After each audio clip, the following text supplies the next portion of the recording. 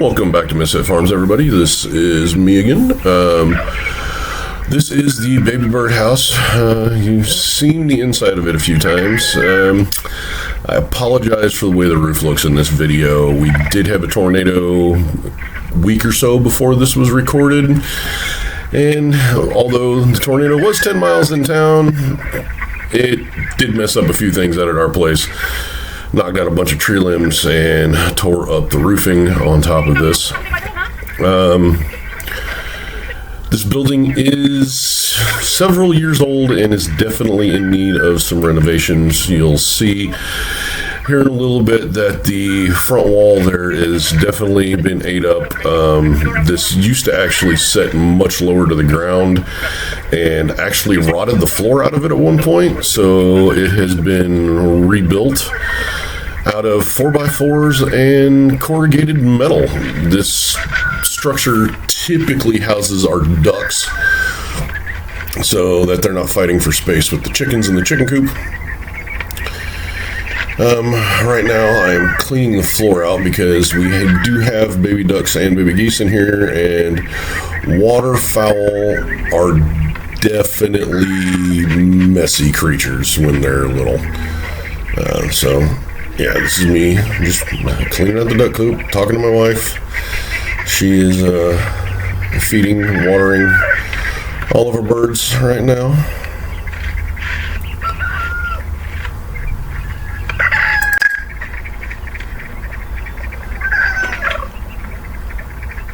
Like I was saying, as you see here, the door is a little ate up. My plan is to actually make this doorway taller. It's supposed to go up 6 feet. I'll redo the pitch of the roof above the door, and that whole front wall is going to get redone here before too much longer.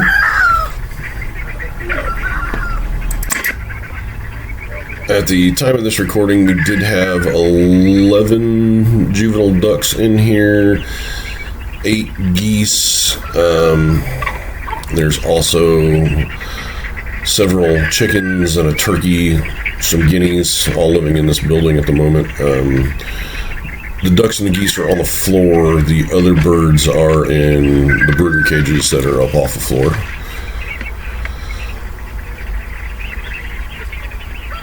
And this was definitely a very messy and disgusting job that took me a while to get to. I've been in and out of town a lot here lately for my day job. Happened to have some time off. Finally got around to doing a little bit of spring cleaning, as it were.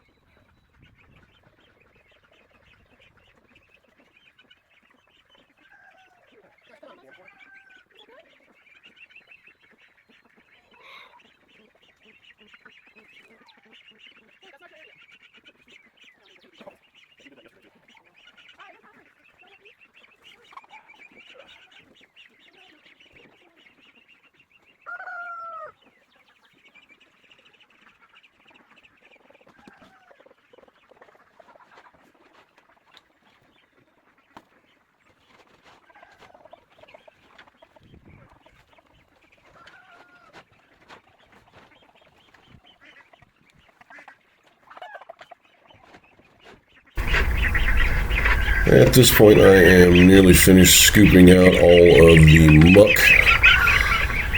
And what I didn't notice is that the geese had, decided to escape. I don't think I can get in there.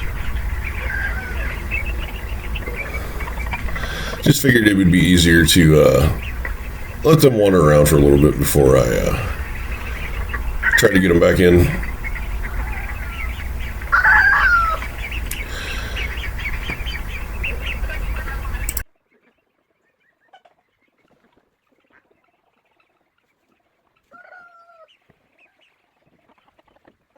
Hey, turn the hose off over here.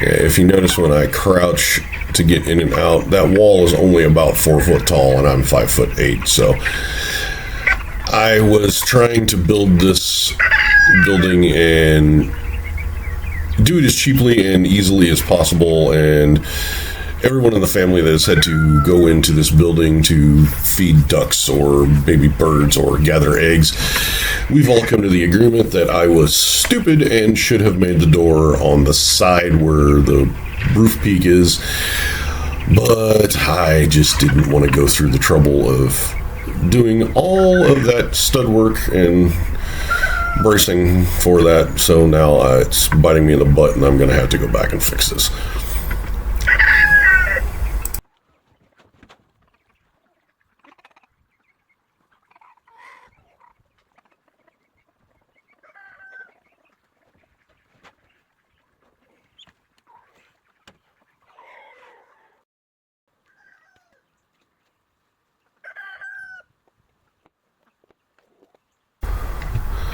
I'm sorry, this video is not super exciting. It's just me digging and moving stuff around. Right now, I am digging the hole for a 4 variety apple tree. It's got 4 different varieties of apples on it. If any of you know anything about grafting, that's how that's done. I may go over how to do that in a future video. I've been trying to learn how to do the process myself, so I may at some point undertake that and do a little tutorial on it. I think it's an interesting thing to do. As I said, I'm just planting an apple tree here. I'm putting it out here in the chicken yard or the bird yard because, of course, as everybody knows, apples fall off the trees. And this way, the birds can clean up the mess instead of, me having to go out and rake up all the old apples and put them in the compost bin or whatnot. To figure it's just an easy way to supplement the birds' diet. There is a pear tree off to my left there, which is inside the bird yard. It's also used for supplemental bird food, as certain pears fall off on the ground and whatnot.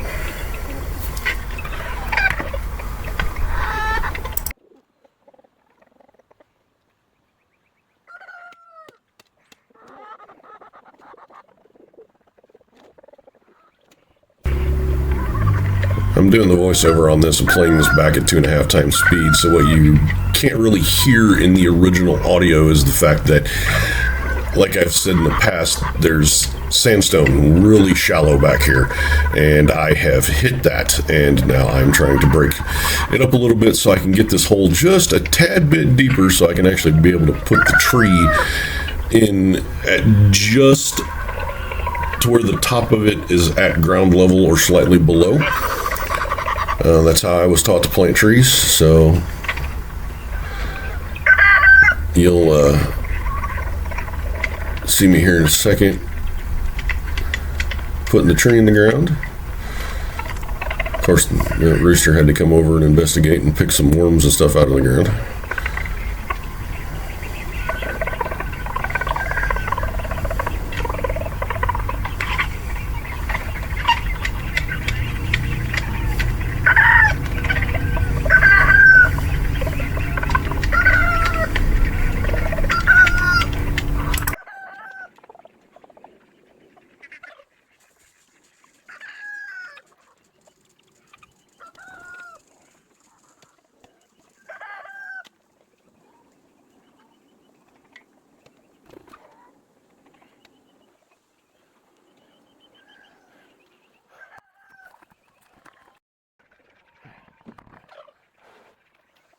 And another reason why I am putting these trees back here is to help the erosion. Like I said, I've had birds back here for 7-ish years, and they have eaten or killed all of the grass inside the area. So when it rains, it all slopes down to the back. In a future video, you'll see that down there past the fence, the ground level's probably up a foot in some spots. What I was doing there is I was breaking the root ball apart to stimulate root growth.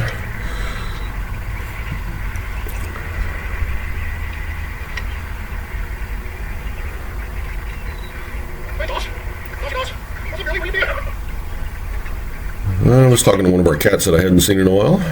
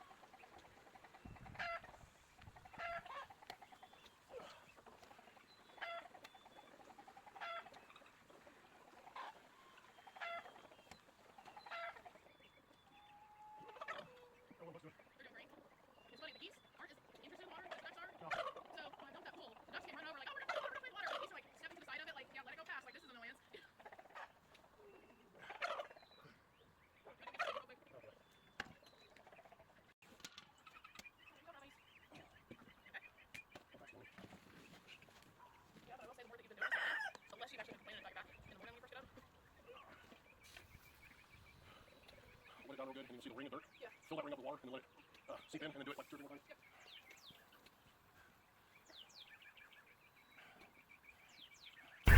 times. I was explaining to my wife there how to water a newly planted tree properly. Like, again, I said that I've learned all this stuff from watching various shows and whatnot on TV, and I took a forestry class in high school, so I'm complaining about the sandstone because I'd hit it again.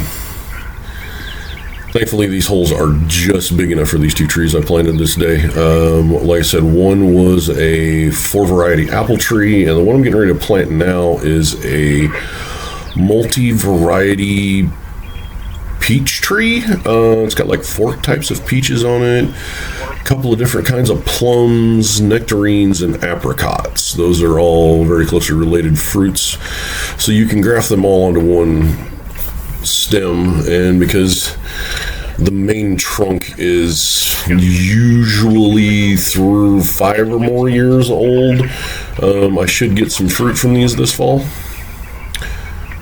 If I do, I'll go ahead and show you a little video of what it looks like when the tree has multiple types of fruit on it. And yeah, I know I'm probably going to catch some crap because the backyard is a disaster. Like I said, I do have a day job. My wife has a day job also, so sometimes things get left undone. It's probably longer than they should, but my animals are well taken care of.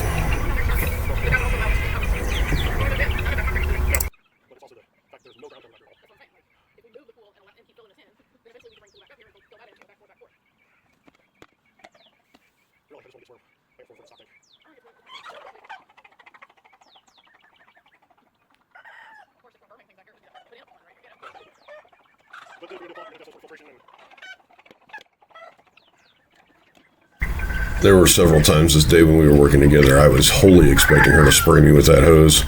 She had that look in her eye a couple of times, but I think the only reason why she didn't is because I had my camera set up right there. But little does she know that that's a Nikon AW100 and it is waterproof, so it wouldn't hurt the camera at all. But don't tell her that.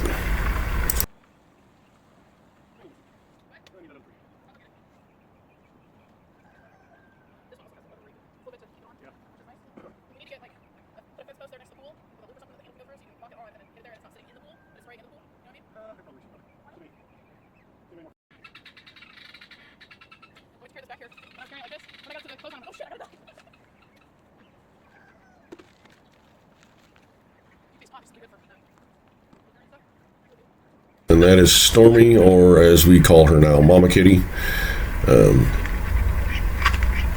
She just had babies not that long ago, and we don't know where she hid them at, because she is a quote-unquote barn cat. She lives outside, so we'll find them eventually. She'll bring them around. She always has cute litters.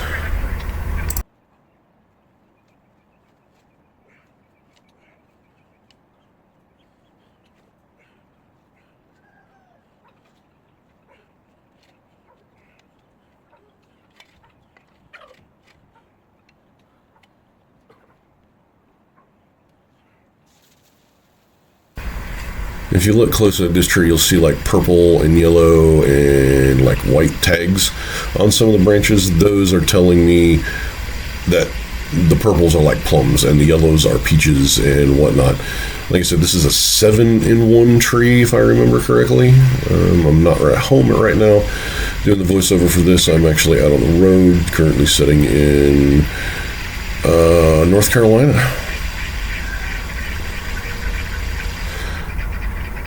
I did post a short earlier today of me driving across I-40 through the devastation in the Pigeon River Gorge from Hurricane Helene. Go look for that. And well, this video is wrapping up. Like I said, I know it wasn't real exciting. This is just my day-to-day life that I'm showing everybody here. Everybody have a good day. Stay safe out there, and I'll talk to you all later.